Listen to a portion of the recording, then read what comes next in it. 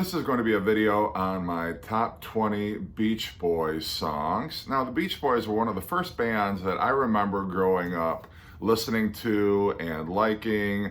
Heard a lot of Beach Boys music around the house. My dad had some of their singles. My uncles had some of their singles. And one of my most vivid memories is this Capital Swirl label that was on a lot of their singles. Just thought it was really cool.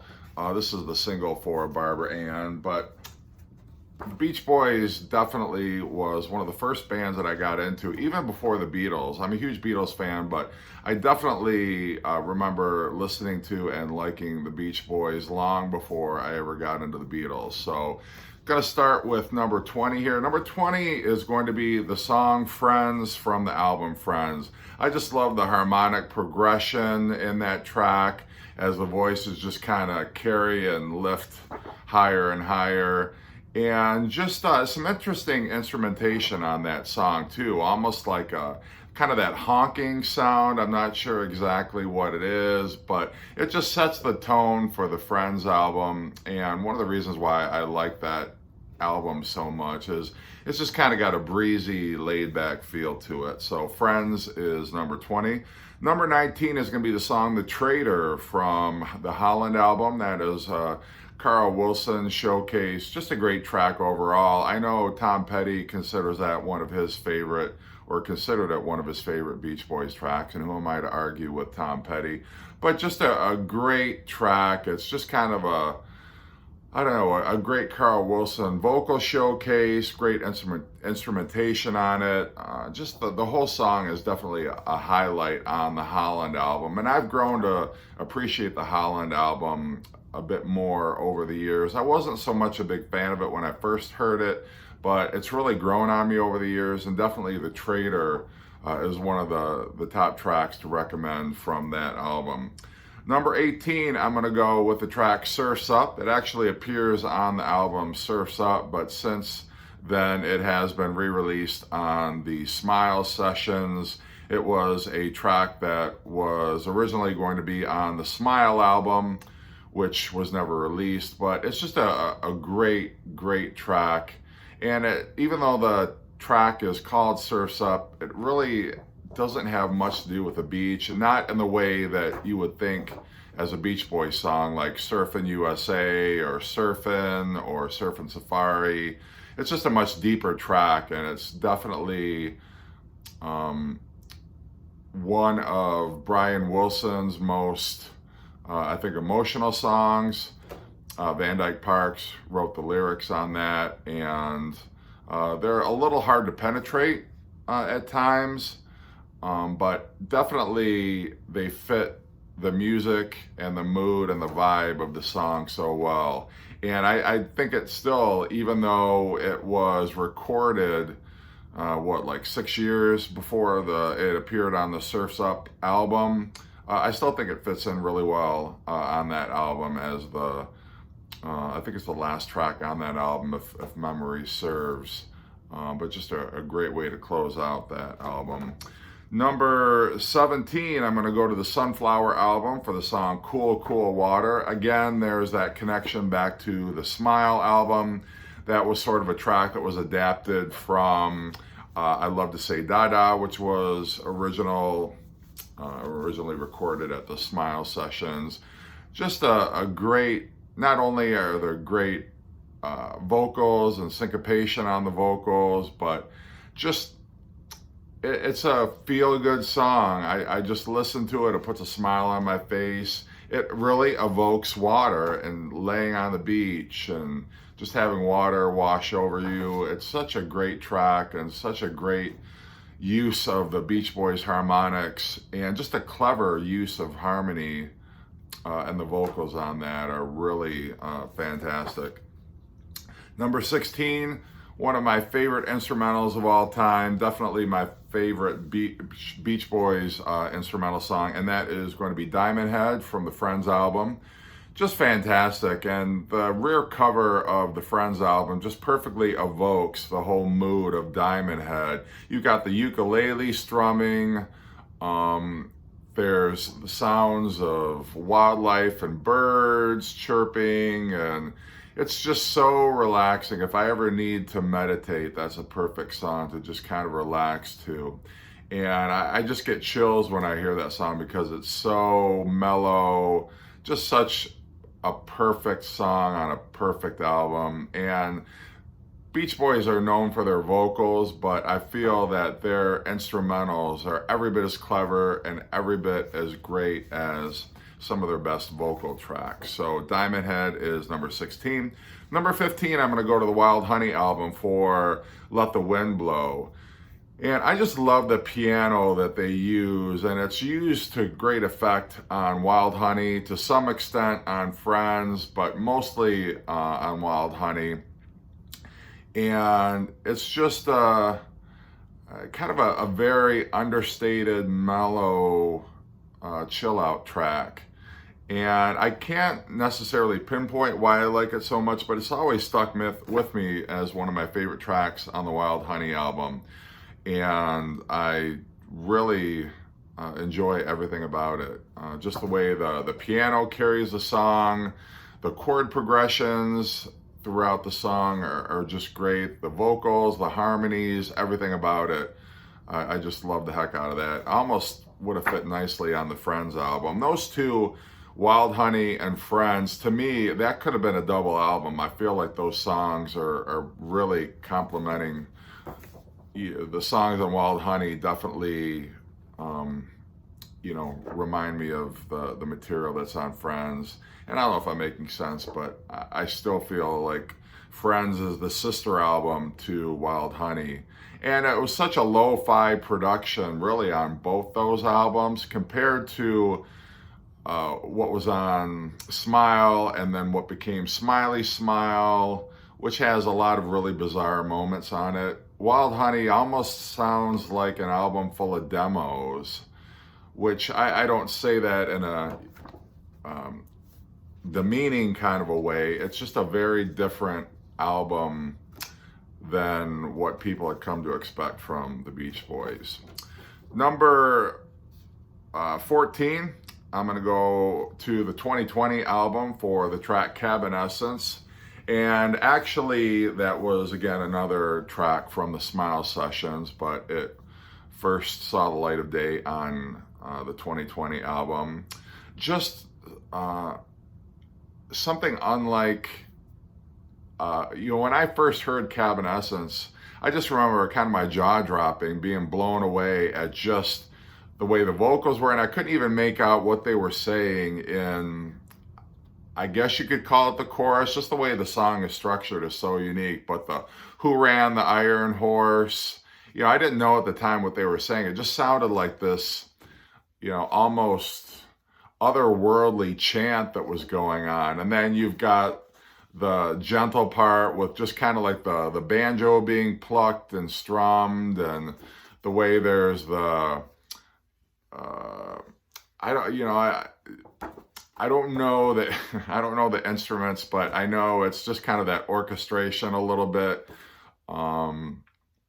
It's gentle, and then it picks up into this flurry of the chanting, the Who Ran the Iron Horse, and then the Grand Coulee kind of coda at the end where it's over and over, the crow cries, uncover the cornfield, which of course Mike Love took issue with. He didn't want to sing it because he couldn't make sense of the lyrics. But I just think Cabin Essence is a great track, whether it's on 2020 or whether you're first hearing it on Smile. Just a great, very unique and special song. Number 13, I'm going to go to the Shutdown Volume 2 album for The Warmth of the Sun, a song that was composed in the wake of JFK's assassination. Just a beautiful track. One of Mike and Brian's best collaborations. Just so much emotion. Brian's falsetto on that song is just so mournful and yet soothing at the same time. I think it's such a beautiful track. 12, I'm going to go to Smiley Smile for Heroes and Villains. And I'm still going to go with the Smiley Smile track just because it's condensed. I feel like there's just so much excellence that's packed into the 3.5 minutes or however long that track is. It's a perfect single. It's a great follow-up to Good Vibrations, even though the subject matter of it isn't quite as universal as the lyrics and subject matter of Good Vibrations. Still, I just love Heroes and Villains a ton. Gonna go back to the Surf's Up album for number 11, Till I Die, which was a great track that speaks to everyone's mortality and just how sometimes insignificant we feel. And I'm sure Brian was feeling just so overwhelmed and insignificant at the time that he wrote the lyrics. But just, the other Beach Boys, I think, saw it as kind of a downer lyrically, but I think it's beautiful. I love it. I think there's just so much there that is beautiful and full of emotion and profound also, even though there's not much in the way of lyrics on it, but it's still, I'm a leaf on a windy day, pretty soon I'll be blown away. Just kind of contemplating our own mortality and the fact that, in the larger scheme of the universe, it's real easy to feel, like, what am I even doing here? How do I even matter? What's my place in the universe? So that song is, for me, just one of my favorites, both lyrically and musically, of the Beach Boys. Number 10, top 10 now. Going to go to the Summer Days and Summer Nights album for You're So Good to Me. Just love it. Just that, the rhythm guitar just carries the track. There's just kind of the stomping beat of it.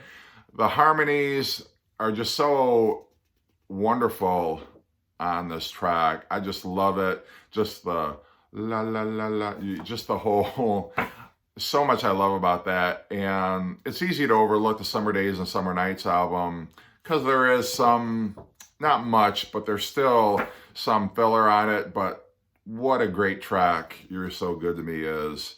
One of the highlights of 1965 for the Beach Boys. Number 9, gonna go to the All Summer Long album for the title track, All Summer Long. Just a real innocent, kind of a great summer track. It was in the film American Graffiti, I believe. It kind of was at the end of the film. But there's just that whole innocence of the early 60s and soda fountains and, just sort of just the great times that you have during the summer with your friends and how carefree it all is and how it just seems like summer is all about having fun and the good times that we had. And not only is All Summer Long just the perfect summer album, but the track All Summer Long is just a perfect evocation of summertime. Track 8, going to go to the Pet Sounds album for the first time with You Still Believe in Me, second track on the first side of the album.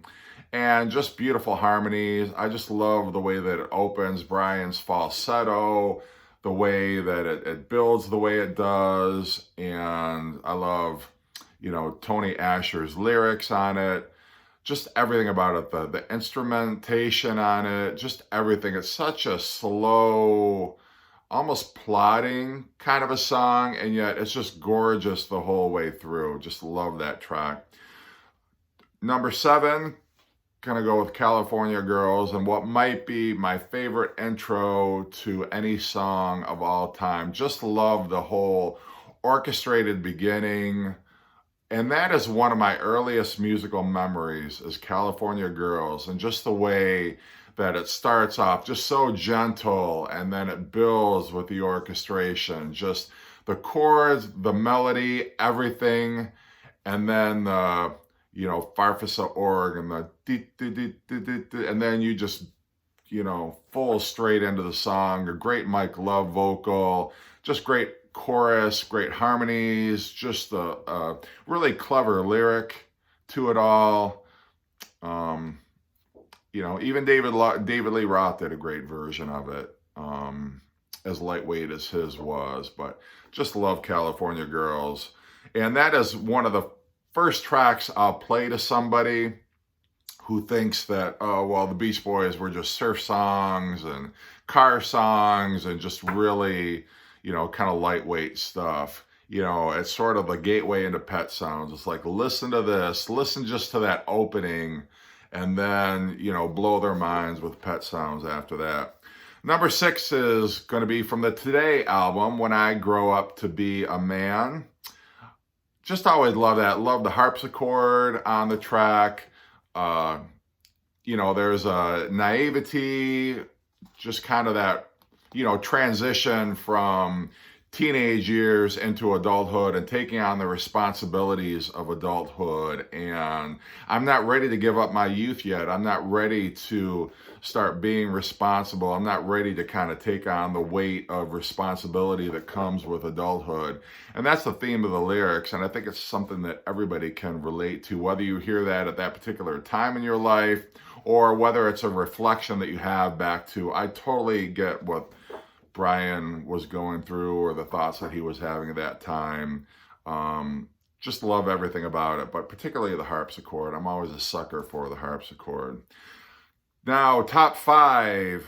Number 5 is going to be God Only Knows from the Pet Sounds album, and I believe might still be Paul McCartney's favorite song, but there's a 1980 interview that Paul McCartney did where he just praises the Pet Sounds album, and God Only Knows is his favorite song of all time, and obviously it influenced the Revolver and Sgt. Pepper album.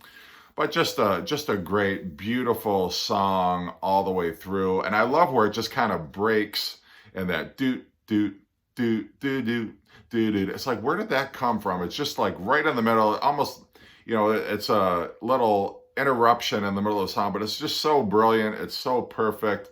The harmonies at the end, just the lyrics, everything is just so beautiful and gorgeous on that song. And I'm sure quite a few people have used that as their wedding song.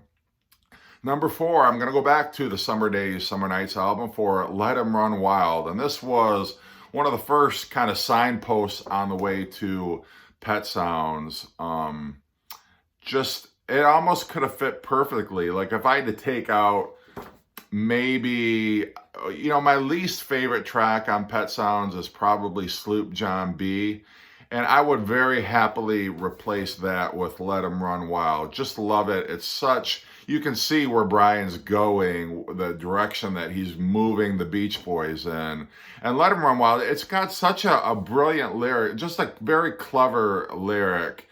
Just, and now that you don't need him, he can have his freedom. Like what, just I wish I could think of a rhyme as clever as that. Need him and freedom. Like who, just great. One of the few reasons, the smallest reasons why I love that, but I just, all the way through, I think it's just such a great track. And it's kind of like, cast off that asshole. I'm a better boyfriend than he'll ever be. It's just, cool. I don't know. All right.